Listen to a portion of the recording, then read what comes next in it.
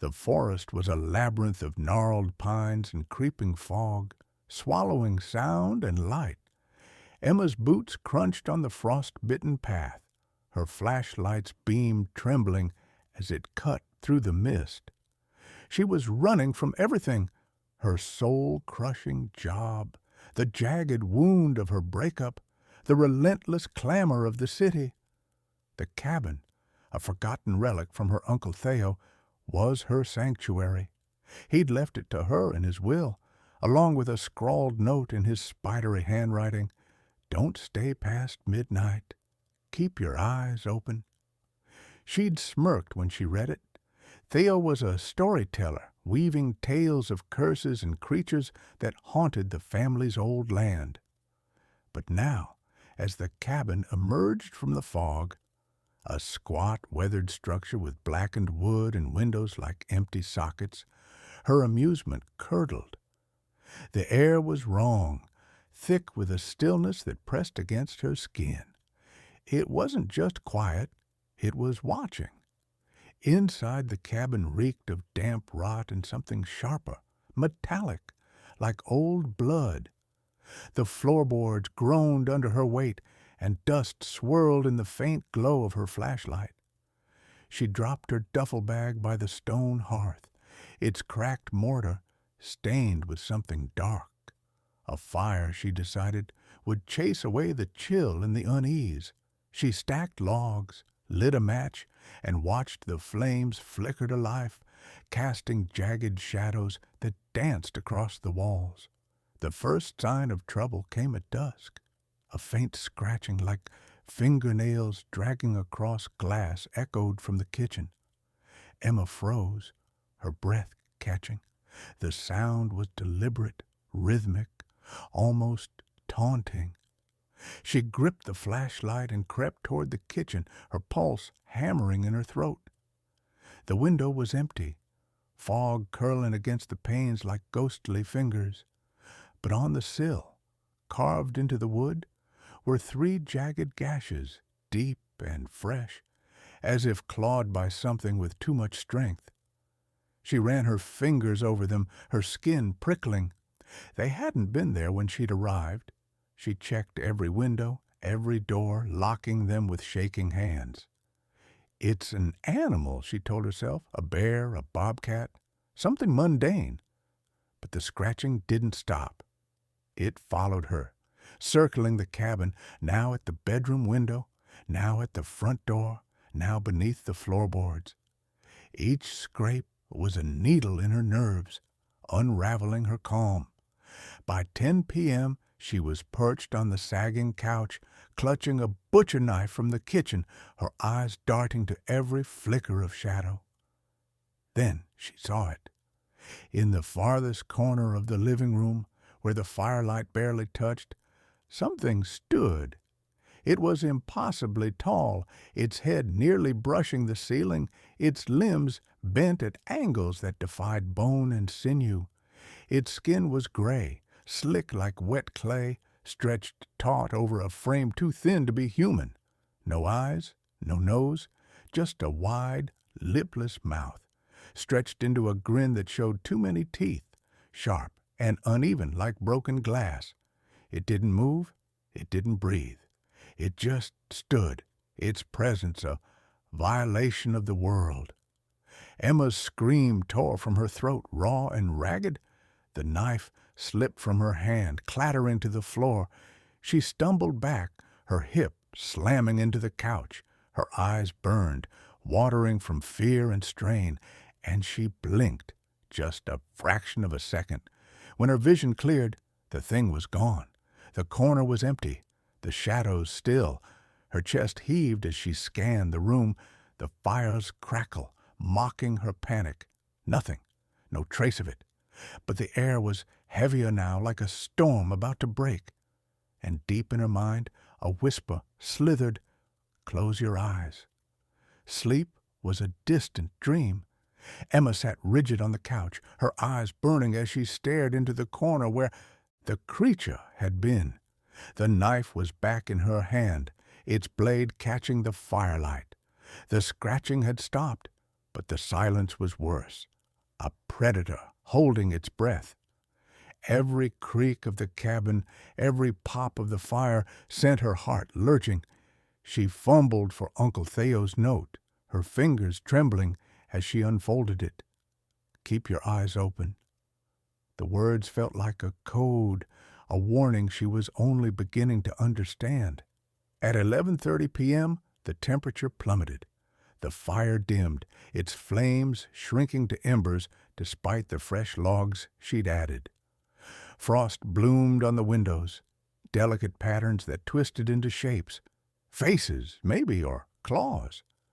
Then the whisper came again, not from the room but from inside her skull, dry and rasping like dead leaves. "Close your eyes," it said. "Let me move." Emma's breath hitched. She pressed her palms to her temples as if she could block it out. But the voice burrowed deeper, cold and insistent.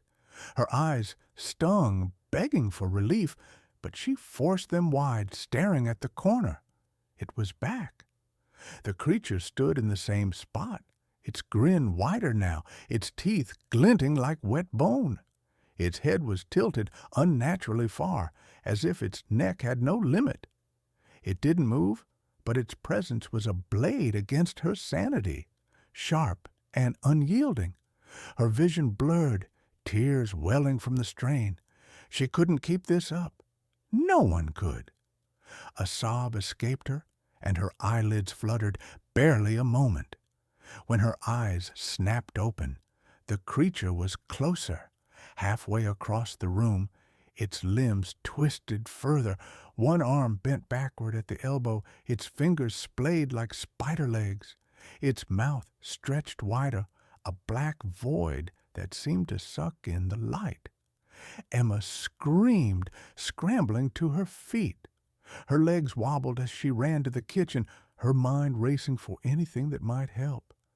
She remembered old horror movies, folklore, salt, iron, holy water. The pantry held a canister of salt, its lid rusted.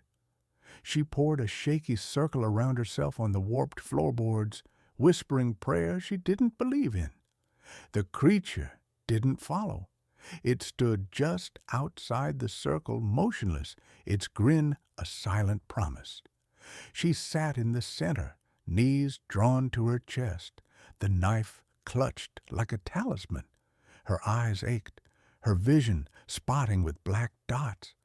The creature's stillness was a taunt, a game. She realized it then with a sickening clarity. It only moved when her eyes were closed.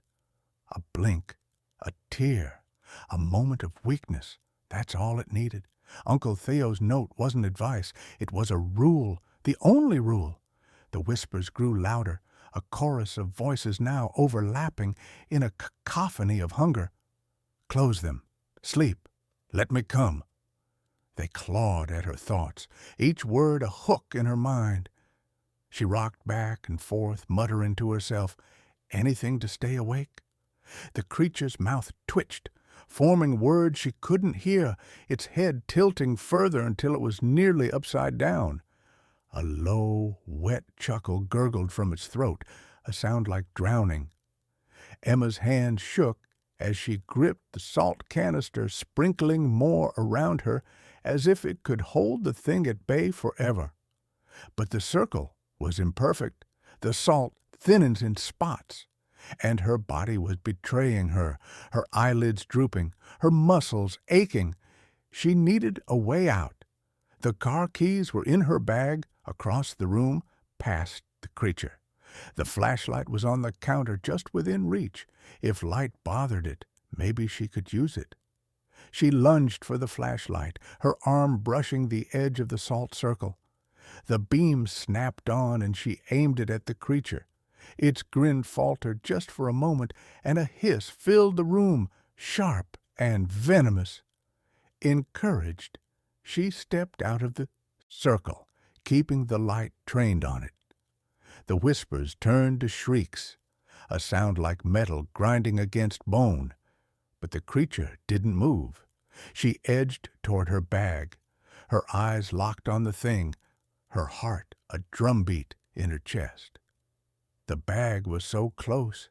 The keys were inside. Her vision swam, her eyelids twitching like trapped moths. She couldn't blink. Not now. But the creature's chuckle returned, louder, and the air grew colder, the frost on the windows spreading like a disease. She was playing its game, and it knew she was losing. Midnight passed like a death knell. The cabin felt like a tomb, its walls shrinking, the air thick with the creature's presence. Emma's eyes were raw, her vision a haze of pain and exhaustion. The flashlight's beam trembled in her hand, its light barely holding the creature at bay.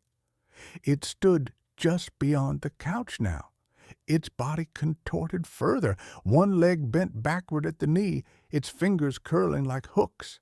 Its mouth moved constantly, whispering words she couldn't understand, each syllable a spike in her skull. The whispers were a storm now, a relentless assault. "Close them. Sleep. You're so tired."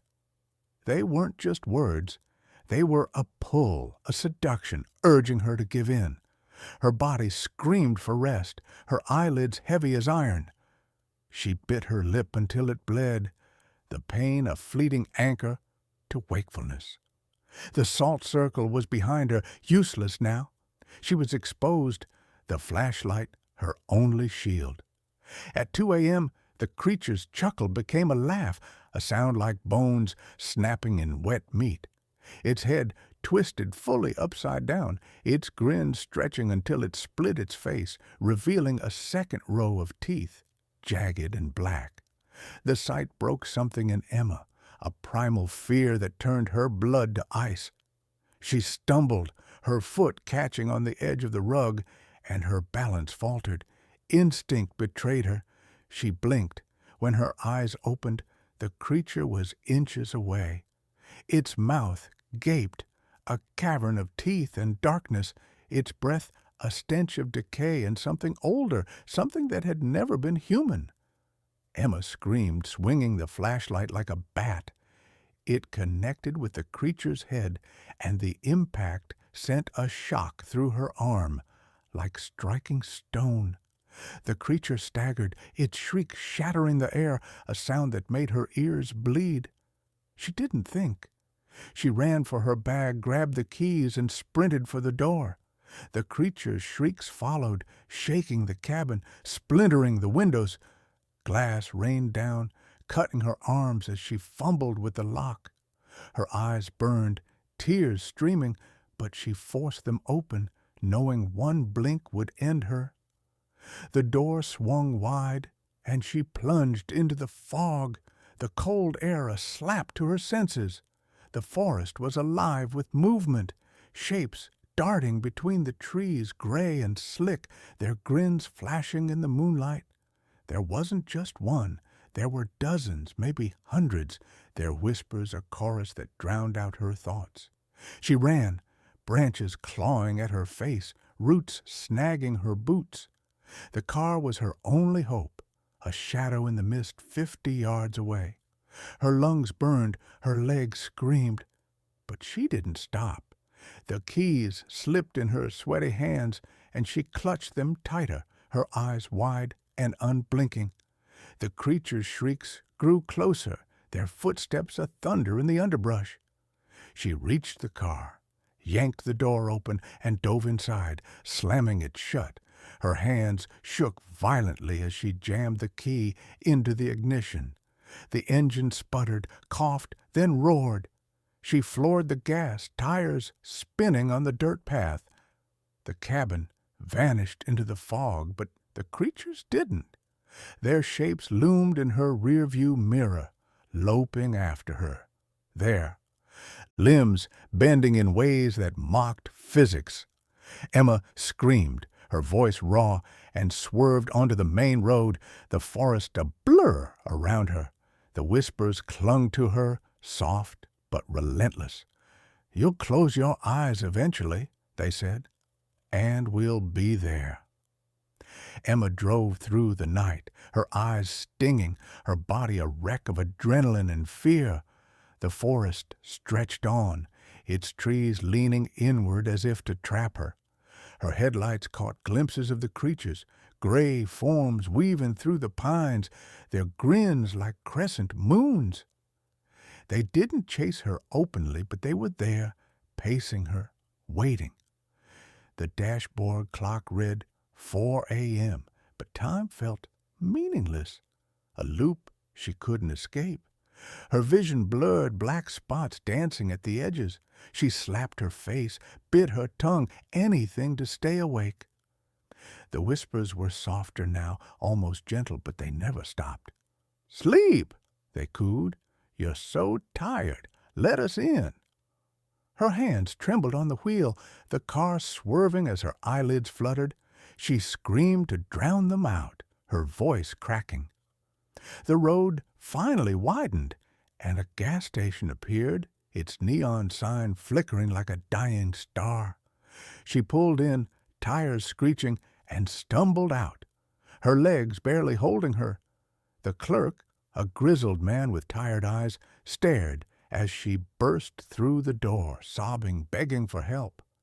"They're coming," she gasped. "They move when I close my eyes." He frowned, stepping toward her. "Ma'am, you're safe now.